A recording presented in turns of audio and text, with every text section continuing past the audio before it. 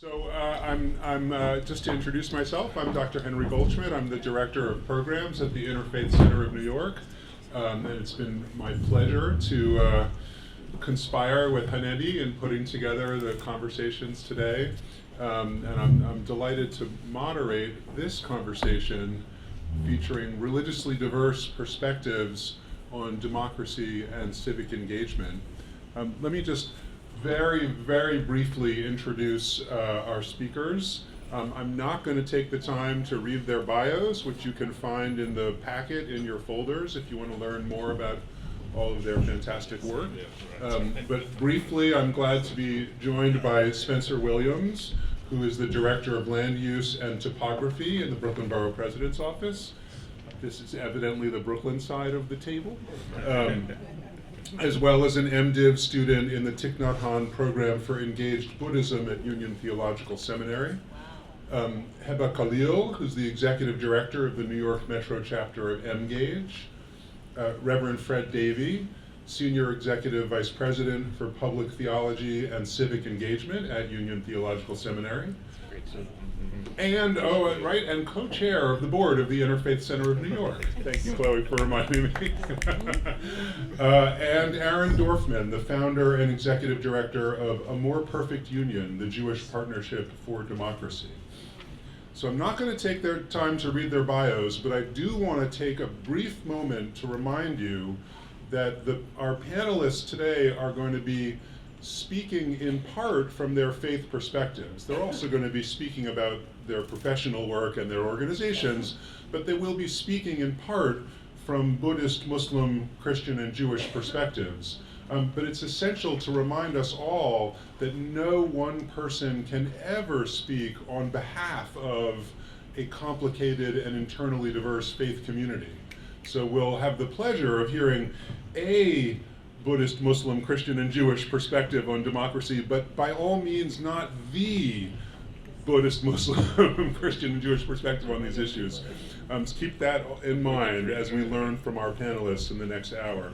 All right, so with no more preamble from me then, let me turn it over to our panelists. First, I'll have a couple questions for you guys coming up, but first if you could just take very briefly a minute or two to introduce yourself and the work that you and your organizations are doing around democracy and civic engagement. Spencer. I can certainly start. Good morning, everyone. I'm Spencer Williams. I'm MDiv student, Director of Land Use and Topography for Brooklyn Borough President Antonio Reynoso. In my role there, I uphold two parts of the city charter, namely the Topography Department, which deals with the addressing of the borough. So if you build a new building, I give you your address. If you make a change to your building, so we have to make sure that we leave enough numbers and spaces, and it's really quite fun to have that responsibility. But the other piece is really around the uniform land use review process, which allows sort of stepwise engagement from the closest to the ground communities, community boards, to the borough president, to the city planning commission, to the city council, to the mayor on issues around land use. So new buildings, affordable housing projects, land dispositions if the city is getting rid of their land. And in that role, I help to support a comprehensive planning process that gives us a framework to engage people through data, through stories, to make sure that we are thinking about the entirety of the borough. Outside of that, I grew up as a Lutheran and a Catholic, became an agnostic for a while, and now I'm in the Buddhist tradition that is mostly informed by insight and Soto Zen, and I will talk a little bit more about that later. But great to be here. Thank you. Hi everybody, good morning. My name is Heba, Khalil, and I am the Executive Director of the New York Metro chapter at Emgage. Emgage is a national civic engagement and voter mobilization organization for Muslim communities. So in my purview, in my C3 capacity and in my purview, what we do is we mobilize voters, and we also build advocacy campaigns around the coalitions that we also build. A lot of the organizations that we work with in coalition do not have the capacity to do civic engagement 100% as a part of their time, although a lot of them have civic engagement divisions. So what we do is we build capacity for those organizations. We provide trainings in certain areas. We decide together what bills are important, what legislation we need to support or help rewrite or advocate for, what things we want to make sure we don't see in the city. And then we also mobilize voters. So the typical canvassing, voter registration, things that you do to get community involved. So we work very closely with many nonprofits across the city, up to 30, no less than 20. And we work directly with community members, and both of those jobs entail sort of figuring out what the needs are of the community, as well as figuring out how we can work with other communities to reach the ultimate goal of having a healthy civic culture in New York. Thank you, Heba. Thank you. So I'm Fred Davie. I'm the senior executive vice president for public theology and civic engagement at Union, and I hesitate because it's a new title. I was been at Union for a very long time, and then tried to leave. But it's sort of like the Hotel California seminaries. For those of you who know the reference, you can check in anytime you like. But For you can old never folks leave. like us For who know the old folks like reference. us, exactly, who grew up on the Eagles. Recently, Serene Jones, the president, asked if I would come back not come back, I was just very part-time, if I would increase time and assume this new role. So I have. You all know Union's primary responsibility is to train students to be faith leaders. In our more recent iteration, interreligious faith leaders or interreligious leaders around the country.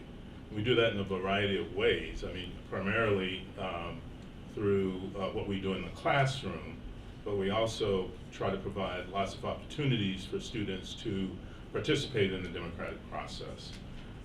In addition to the various roles I've had at Union, I also have been directing the Center for Community Engagement and Social Justice.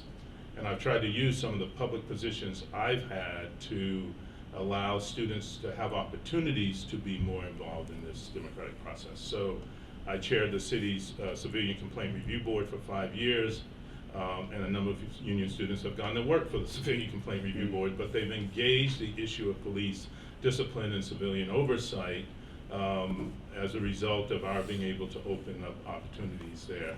With the United States Commission on International Religious Freedom, where I was for 4 years and vice chair for my last year there, we gave students opportunities to engage and understand the work of that federal agency and how it addresses issues of freedom of religion or belief around the world. Similarly, on the State Ethics Commission, where I was chair for a while, we tried to open up opportunities there, as well as in the community surrounding Union, working with a number of the community-based organizations right here in Morningside Heights, including the Morningside Heights Community Coalition and a number of the organizations they work with. So through Union, we're about training leaders and then giving those young leaders primarily, but not exclusively. Not that you're not young, that's not why I looked at you, but only because you're a Union student. We've tried to give our students opportunities for various forms of democratic civic engagement. It's sort of at the heart of who we are as an institution. Amazing. I understand Union's considering changing its tagline to the Hotel California of seminaries. I'm Aaron Dorfman, founder and executive director of A More Perfect Union, the Jewish Partnership for Democracy. I have a 25-year kind of professional background in Jewish education and social justice, working in a synagogue context, working at American Jewish World Service, doing international human rights work for a long time, and launched A More Perfect Union 3 years ago, a year after the January 6th coup attempt, to try to harness the Jewish community power and influence and vulnerability in service of protecting and strengthening American democracy. We essentially do three things. One is we recruit Jewish civil society organizations, synagogues, Jewish day schools, summer camps, Jewish community centers, federations, etc., to make commitments to engage in pro-democracy work that matters in their communities, and then we help them to succeed at those commitments. There are now about 200 partners that are part of our network in 30 states doing all kinds of amazing kind of locally rooted pro-democracy work. The second thing we do is try to build trust-based relationships among our partners who are denominationally, ideologically, and geographically diverse by intention, and then mobilize them as a community in support of national pro-democracy work. And our third kind of pillar is around narrative change. How we tell a story to the American Jewish community about the importance of democracy for Jewish thriving in this country, and to the broader community about the role that faith-based communities in general and the Jewish community in particular can and should be playing in support of democracy. Thank you all of you. There's already a lot on the table. We could spend the next 45 minutes just chatting about the work of your organizations, but I have a few kind of bigger picture questions. I'm going to ask you all, to some extent, to put on your public theology hats. We don't all have that in our title as Fred does, but we'll all be public theologians together for a few minutes. So to start our conversation about faith and democracy, I'd like you each to reflect a bit on the relationship between these two terms. Unfortunately, I think many people these days see faith and democracy as polar opposites. And you know, not for nothing. There are absolutely, we can see strong, undemocratic, anti-democratic forces in all of our faith communities. But can you give us a richer, more complex sense of how your faith traditions understand the democratic process? Again, not speaking on behalf of your whole tradition, but for you, speaking theologically or spiritually, how do you see the tension between democratic and anti-democratic values? And I guess I will go down this. I don't want this to be like popcorn 1, 1, 1, 1, 1, but let's for now at least go down the row, and I would like to hear all of your responses. Wonderful, thank you for this question. I think as a student, this is something that I've been thinking through in my thesis a little bit. And so I wanted to bring into the conversation scholar Joseph Leo, who writes a lot about religion and violence. And so he has this concept that he calls faith and flag. When we're looking at identity, then we say a political identity and a religious identity, when they sort of share a place, can be really dangerous. And we see that in cases in Buddhism, in places like Myanmar, where there's a tremendous amount of violence that is done in the name of protecting a place as being only a thing, only belonging to certain people.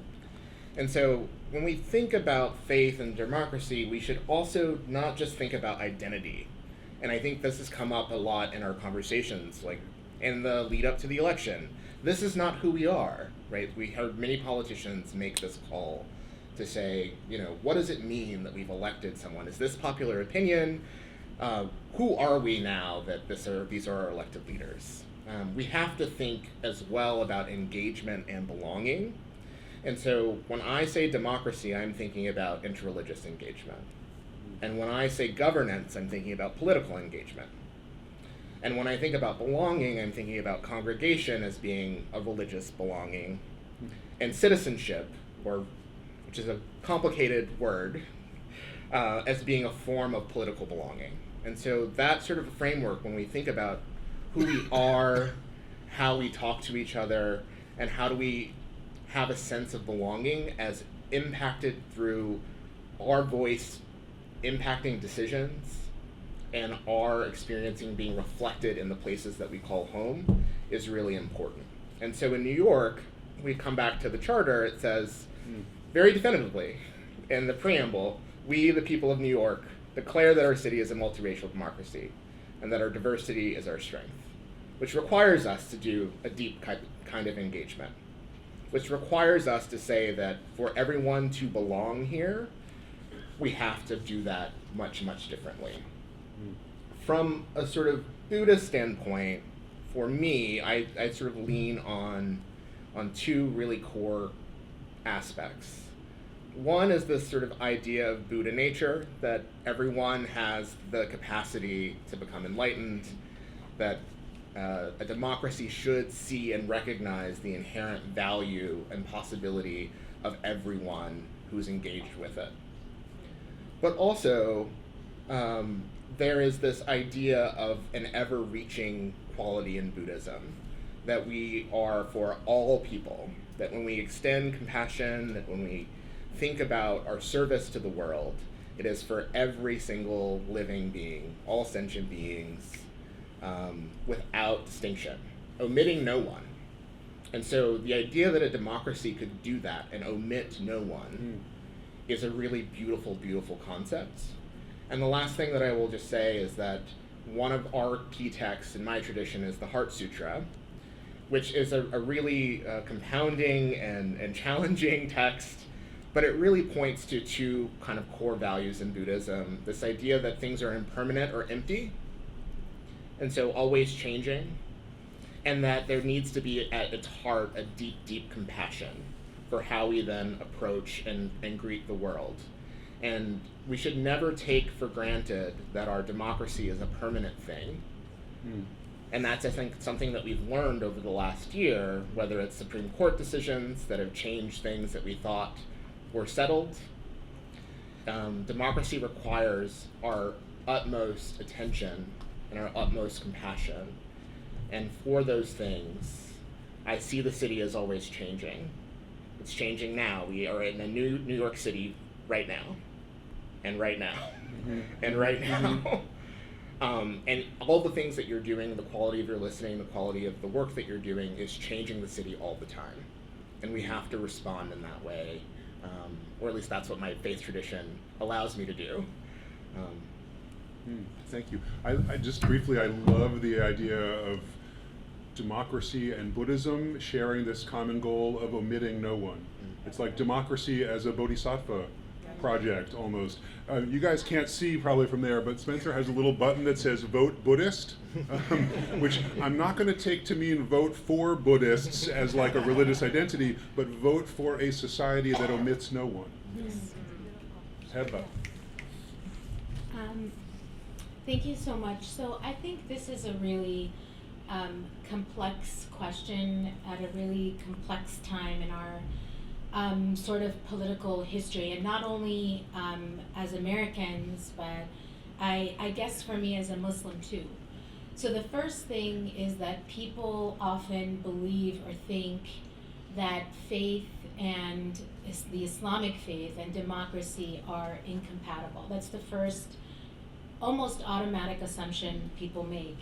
And then the second assumption people make is that there is sort of a distinction between the religious and the non-religious of those faiths, whatever faith it is, including Islam. So if you pray and if you fast and if you complete all of your 5 pillars, then you are religious. And if you don't do those things, or if you do some of them, or if you selectively choose which ones you want to do, then you are not religious.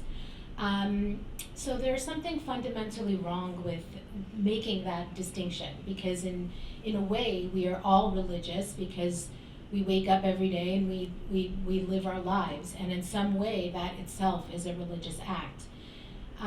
So I think that when it comes to Islam and democracy specifically, and when it comes to actually any faith, there is this assumption that democracy is the best option. And it is the only option, and any option outside of that is not necessarily correct. And I don't know that that's true, but I do know that in our faith tradition, there are really core key examples of democratic and undemocratic processes competing for sort of the way of a society should live. So when I think about it, I think about the fact that the Prophet was an expert organizer. That was kind of what he did. That was what he was good at. He was also a religious and political leader when he was in Medina. And then I also think of the Ottoman Empire, which I don't know was exactly democratic. There were second-class, and third-class citizens, and it was an Islamic empire that has a beautiful history, but also has a dark history. And I say that to also say that during the Prophet's time, there were also really outstanding examples of organizing, and then some examples of organizing or control or governance that are less favorable. And just to point to a specific example of that, during the time that the Prophet had at that point moved to Medina, he exiled or killed 3 Jewish tribes when they did not join Islam. So I don't say this to demonize the Prophet, but I say this to say that when it comes to governance, sometimes there are competing priorities with faith. And I think that's part of the tradition that we find ourselves in today as well. So I'll stop there. I know we have other questions. Thank you, Heba. Thank you.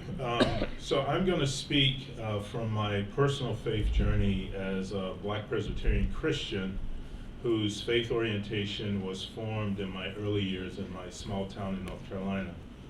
And my Christian faith orientation is about the empowering reality of the life, death, and resurrection of Jesus Christ.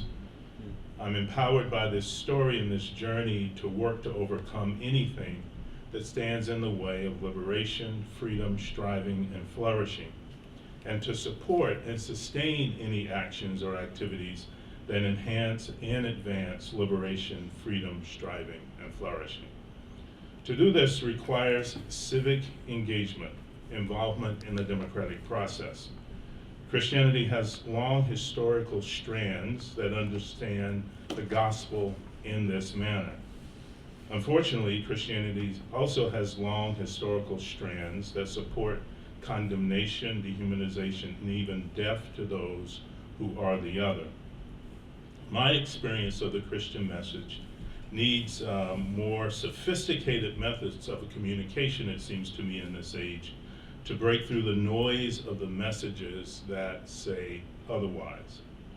My understanding of the Christian gospel needs to be refashioned for this age, as does the method of the delivery of that gospel in a democratic process.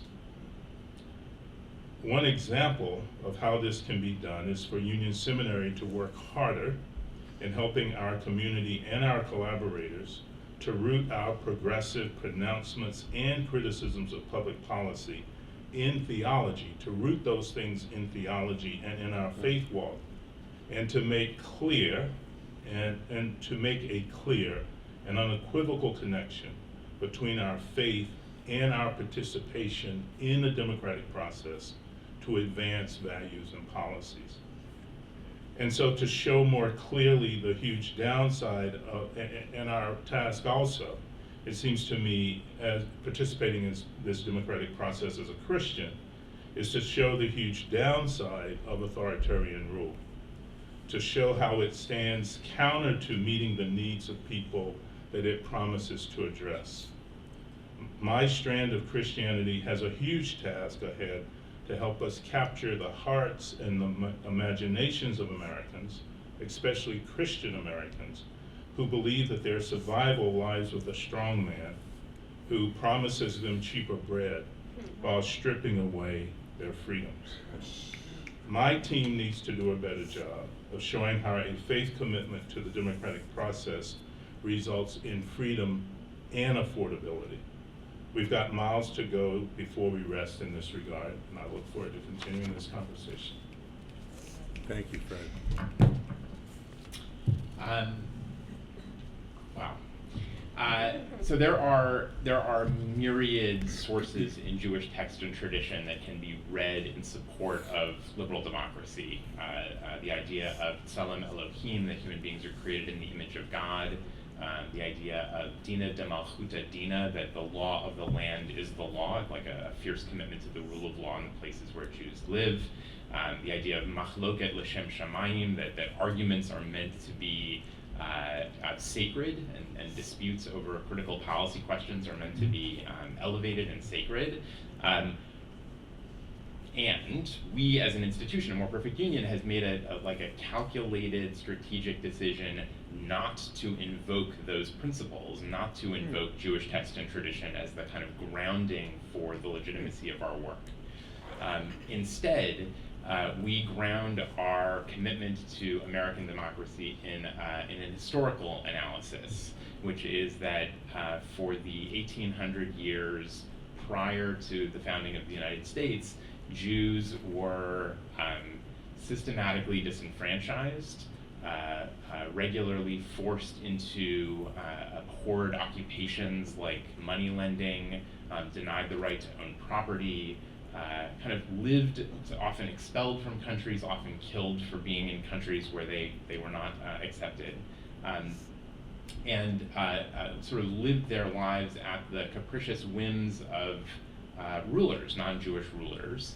And in the United States, for the first time in that nearly 2 millennia, Jews were welcomed as equal members of the polity. Right? Even before the First Amendment is adopted, there's an article in the U.S. Constitution, Article 6, that says that no religious test shall ever be required for any office holder in American government. It took a while for the states to kind of fully embrace that principle, but it was a kind of miraculous moment in Jewish history that Jews were welcomed to the table at constructing a political entity that we had not been able to been privy to before. So our sort of claim and the grounding for a More Perfect Union's work is that Jews have it better in the United States than we've had it anywhere else in the diaspora in 2,000 years. And that success, that capacity to thrive here. Did I just lose this? Okay. Sure. No, we're dead. That capacity to thrive here. No, maybe I'll use this. The capacity to thrive here is equally important for right-wing Jews and left-wing Jews, for religiously observant Jews and secular Jews.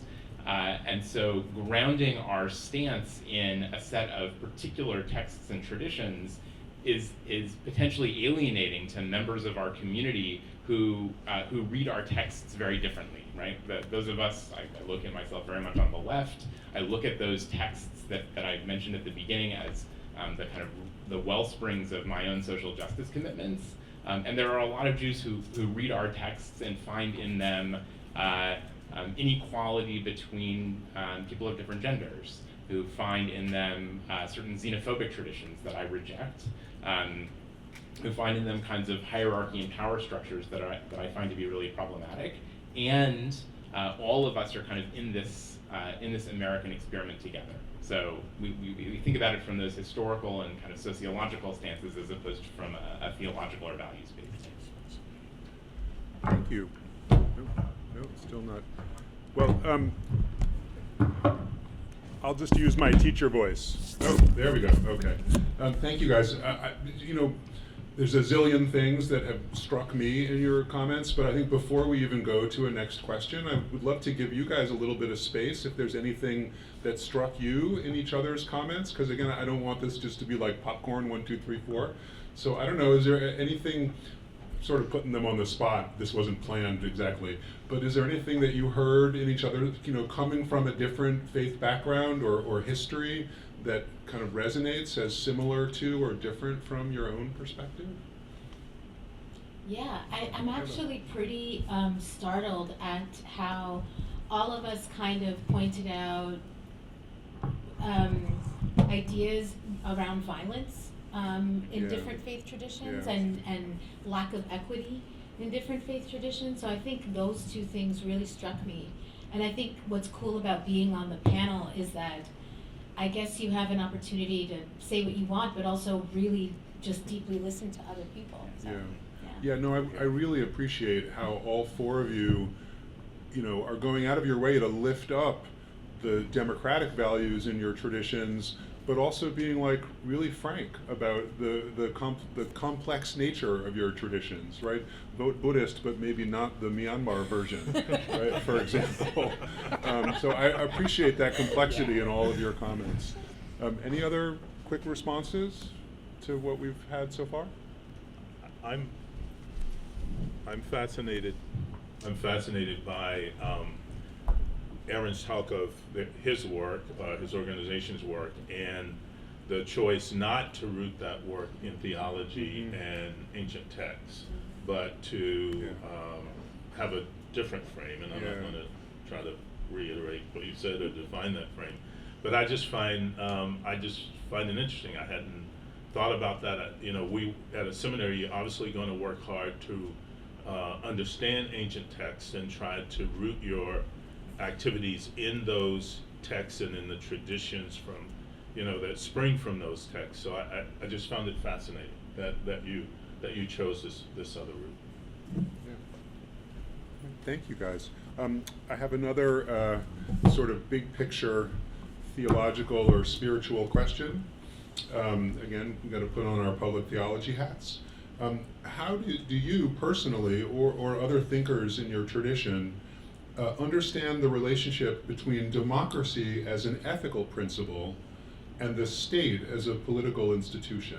And a couple of you have already touched on this in different ways, but it sounds very abstract, but bear with me, I think it's important.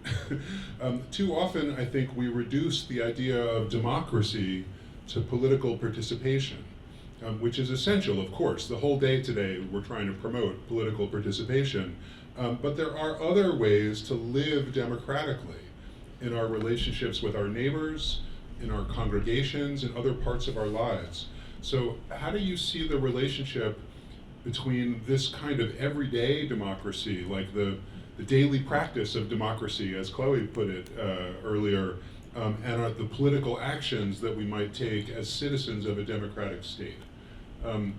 Spencer, I want to turn to you first because you specifically raised the question. You said before that you are sort of challenged by the idea of citizenship, so maybe you can go there a little bit. Yeah, I think citizenship is a very challenging word because it sort of, at its dictionary definition, a citizen is someone who owes allegiance to the state in exchange for protection by the said state.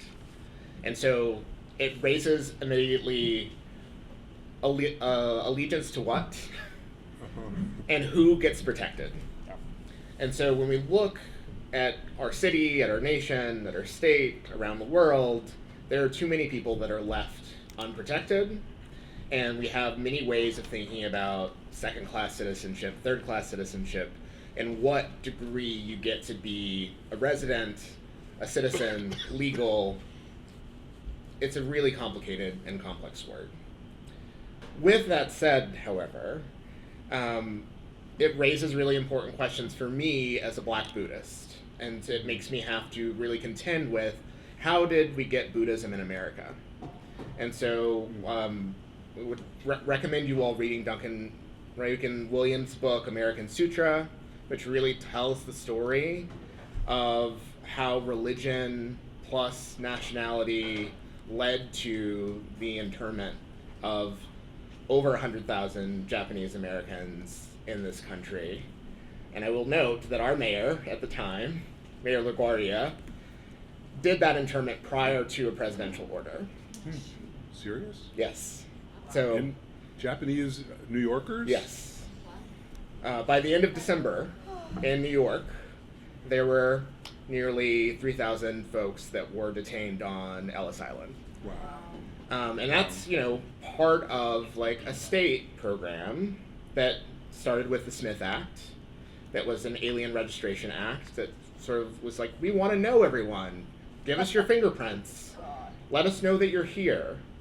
And so those same sort of rules and systems that were purported as being about being inclusive to the democracy were used to then say, that which is not Christian, that which is not American, is othered and we should fear it. And so to come back to our friends, President Carter and President Reagan, We saw in them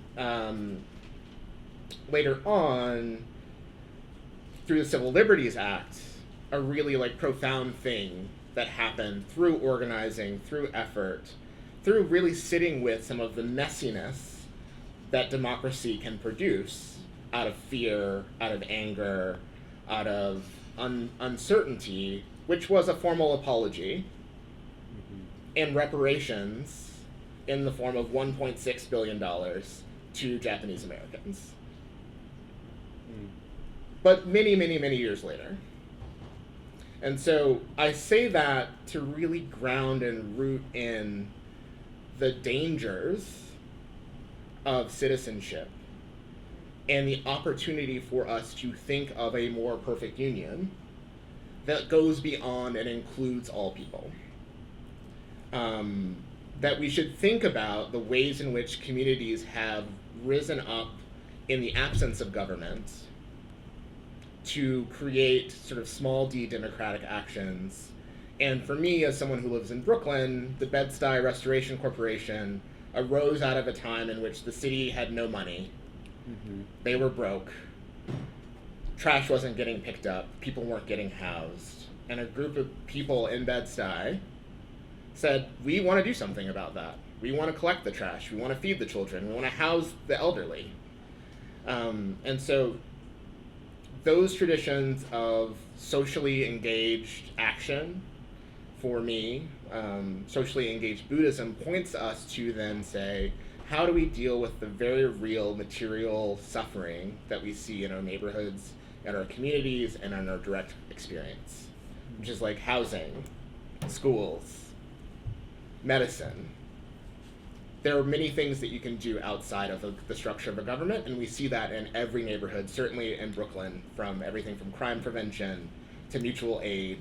And so, but we also need government. So, but we can't do it all. Government doesn't have the resources to reach as deeply. We need neighbors to do that. Well, and your example of the Alien Registration Act is maybe we should be glad that government does not always have the resources to reach so deeply, right? We want to preserve some civic space outside of government as valuable. Anyway, it's fascinating. To be honest, we might not have time to get to everyone on this question, so I wonder if Heba, Fred, Aaron, anyone particularly eager to get in on this question of everyday democracy versus government and political life? I'll make a plug for, someone said it earlier, for faith-based community organizing as a fundamental way in which we can do community-based small d democratic engagement.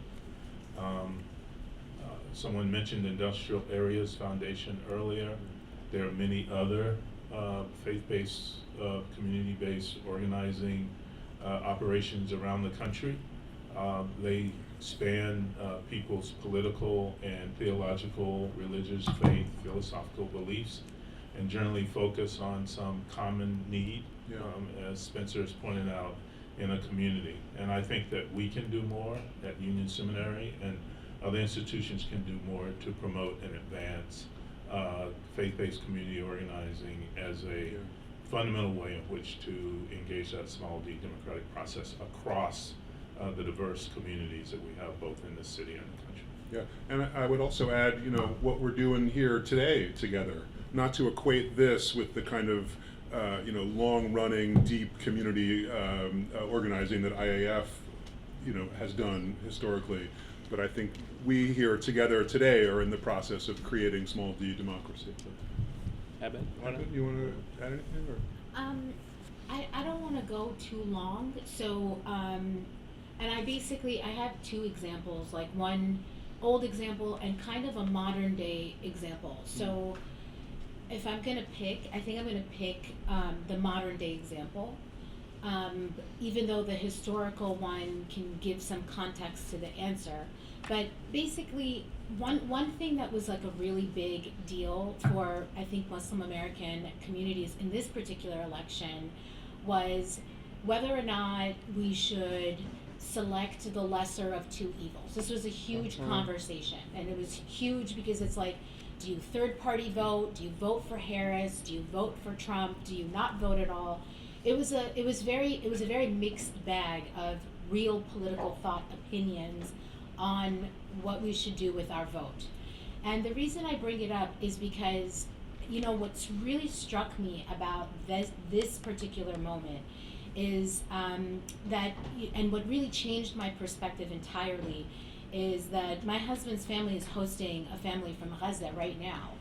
And this person who came from Gaza, who's probably a little bit older than I am, had basically said to my husband in a conversation about the vote, that, hey, we know in Gaza that, Harris is bad, but, it's freaking us out that people are jumping up and down and hoping that Trump gets elected.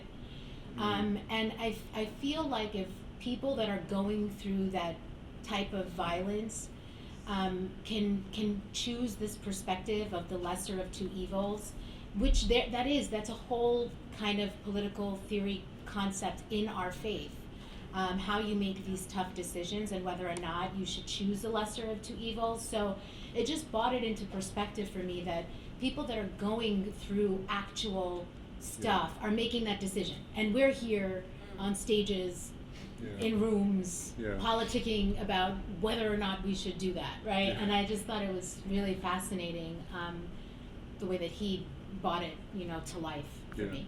Thank you. Aaron, you want to add anything? I'll speak very briefly about this. So as I said in my first point, I think one of the things that's amazing about America for Jews is the protections afforded by the Constitution and the kind of liberal part of liberal democracy that protects individual rights against the tyranny of the majority. One of the other things that's amazing about America, and I think this is true for faith communities in general and speaks to your question about non-political democracy, is civil society. Right? Alexis de Tocqueville came to America and looked at America and was like, wow, these people, they like groups. They like to they see something happening and they form an association or a club to deal with that thing. And Jews, we love groups. We pray in groups of 10 or more. We dance in circles. Every time we show up in a community, we establish a federation or a house of a synagogue, or we have a whole set of stipulations about group formation, and the kind of fertile ground that American democracy, with its commitment to civil society, created for religious communities in general to form religious civil society organizations is extraordinary, and something I think we should be leaning on in these next 4 years for a couple of very important reasons. One is that civil society organizations in America are training grounds for democratic citizenship, right? It is where we show up at ritual committee meetings, religious school board meetings, and tussle with each other about the things that we care about, and learn that there are other people who aren't us, who have different values, with whom we need to be in dialogue and deliberative consultation and compromise with, which is what we need to do at a national scale all the time. So it's a training ground for democratic citizenship in civil society organizations, faith-based ones being paradigmatic examples. And the other is, as Erica Chenoweth, who writes at the Kennedy School, has talked about, civil society is the essential backstop when formal democratic institutions fail. So we are on the precipice of a potentially dangerously authoritarian presidency, and civil society is the best bulwark against that. And leaning into our roles as leaders of religious civil society organizations, we look at Poland, we look at Brazil, we look at places that have tilted toward anti-democratic authoritarianism, elected anti-democratic authoritarianism. Part of what has helped those countries pull back has been robust civil society. So I think leaning into that part of democratic culture in this country is going to be essential. Thank you. I'm so glad that de Tocqueville has entered the conversation, and here. I'm having a moment about de Tocqueville and the Minion as Anyway, can I do? Where's Hanh? A quick time check? We just have 2 more hours for this. That's it. Man. No more than an hour on de Tocqueville. Exactly. 10 minutes. All right. So I had a third question, but actually I want to, if we only have 10 minutes left, I think I want to turn this to our audience instead. I'm sorry if you guys had worked out a killer answer to my Amazing third answers. question. Well, just very briefly, the answer with the third question, and Aaron, I don't know, maybe this does speak to your super briefly. The third thing that I was wondering about, and this comes back to your concern about our potentially authoritarian presidency, is how over the next 4 years can we try to create some kind of bipartisan consensus around the issues and the values that we're engaging with today. I don't want to assume that every Republican is authoritarian, anti-democratic, blah, blah, blah, blah, blah. So are there ways to bridge the partisan divide around this kind of small d democratic issues? And if I could maybe just get like one sentence from each of you, and then we'll turn it over to the audience.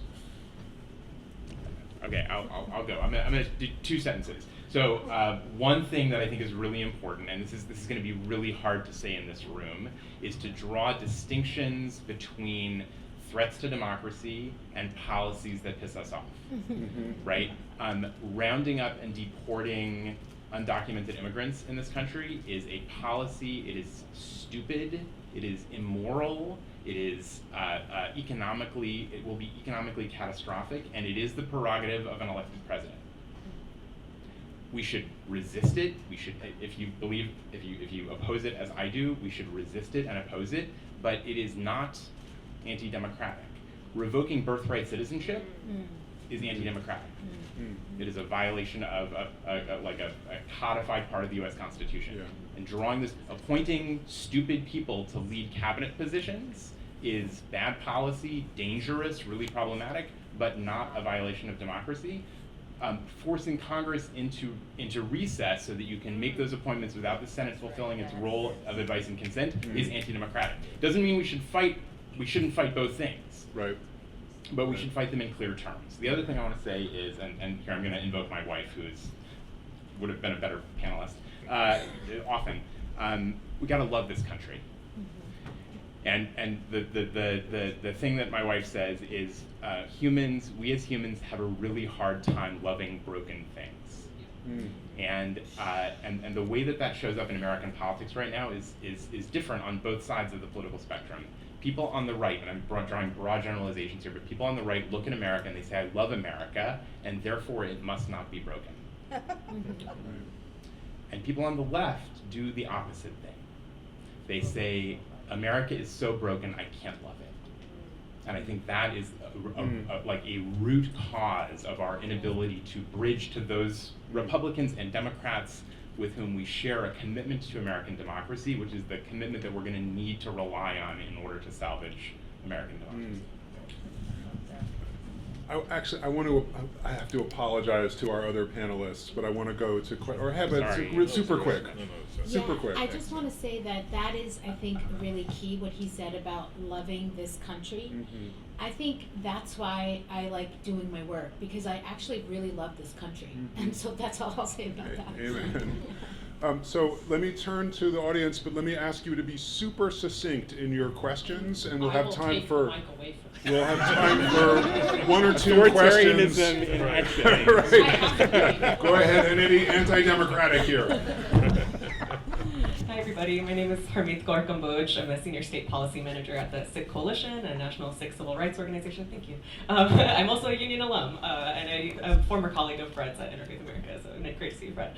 I think in my work, I work very hard to build connections across faith communities, because the Sikh community is very small in the United States and very not well known at all. I think I frequently encounter folks who have never heard of the Sikh tradition and aren't aware of the social and political issues that impact our community around the country. And there's only so much work that I, in my position, and that our organization can do to reach out to all of you and inspire your empathy towards many life or death issues that affect our community, whether that's hate crimes or foreign interference from other governments.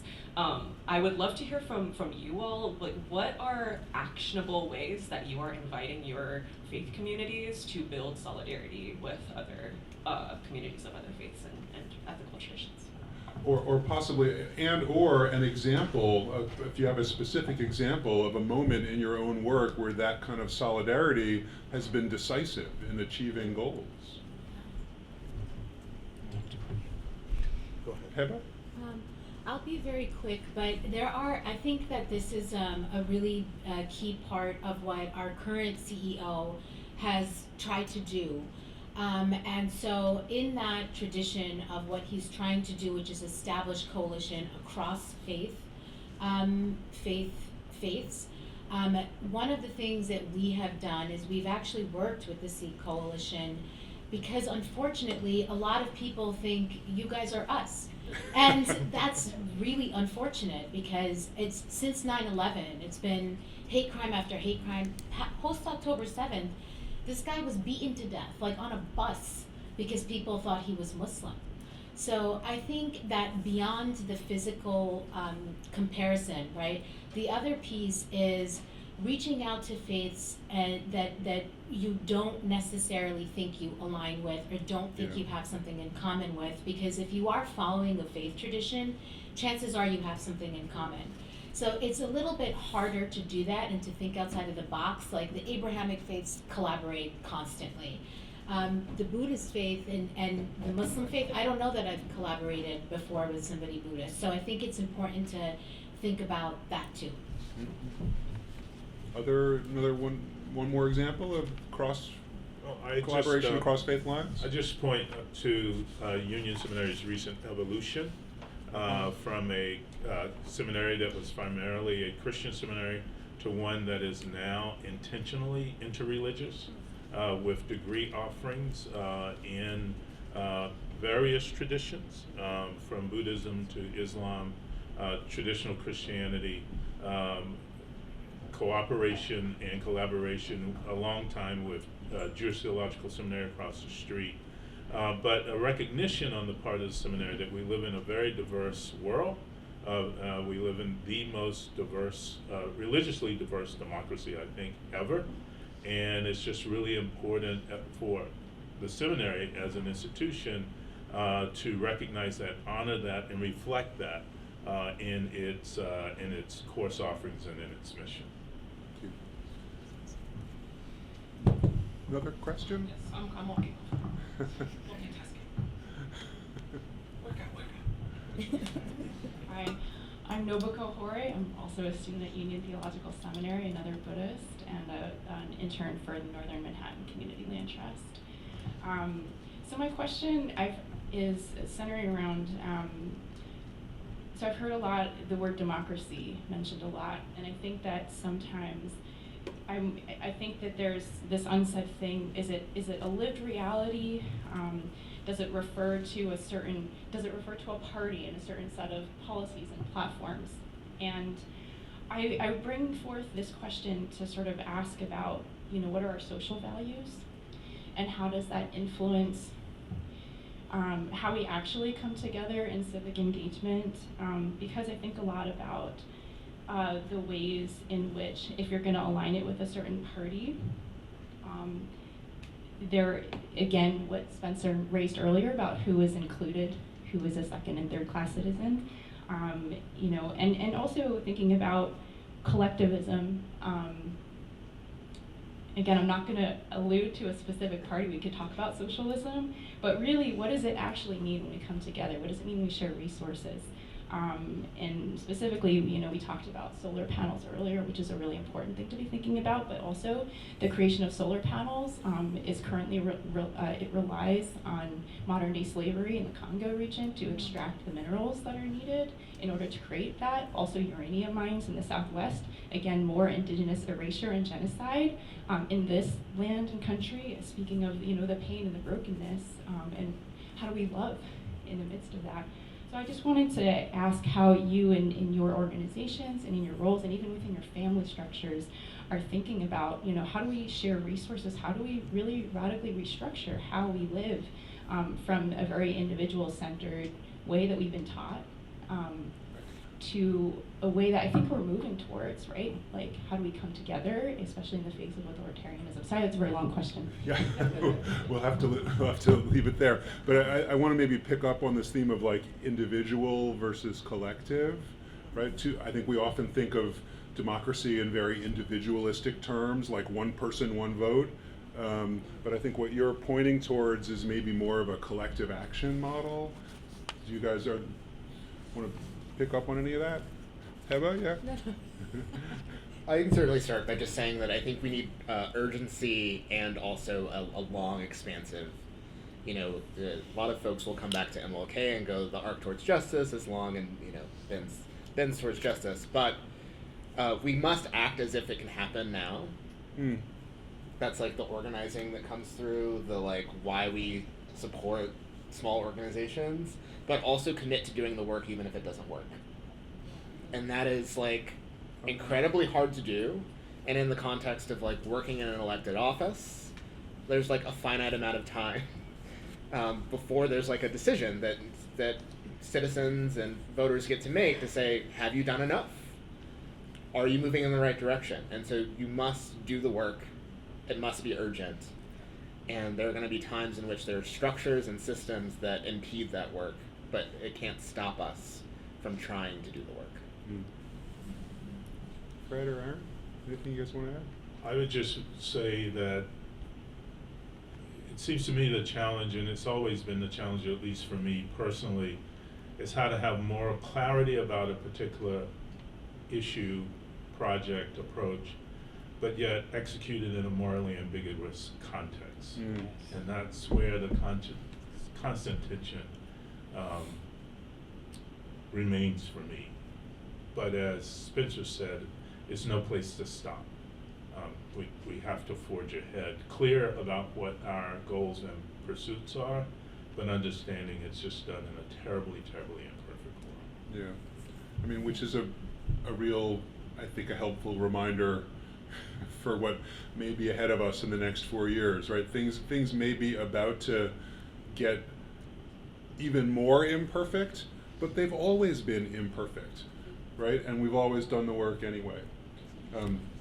Heba, yeah. Yeah, I really love that question because you bring up family, and and honestly, like America is a country of immigrants, and a lot of these immigrants, including my parents, raised their families in a certain way, and that certain way involves a collective. I'm one of three, so I'm one of four. Like and we're all girls.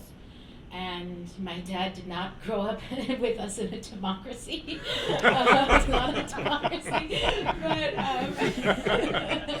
I say this to say that what you bring up about solar panels is very, very deep, because it's easy to say, okay, I'm not going to buy a diamond because they were made in this horrible place and kids suffered.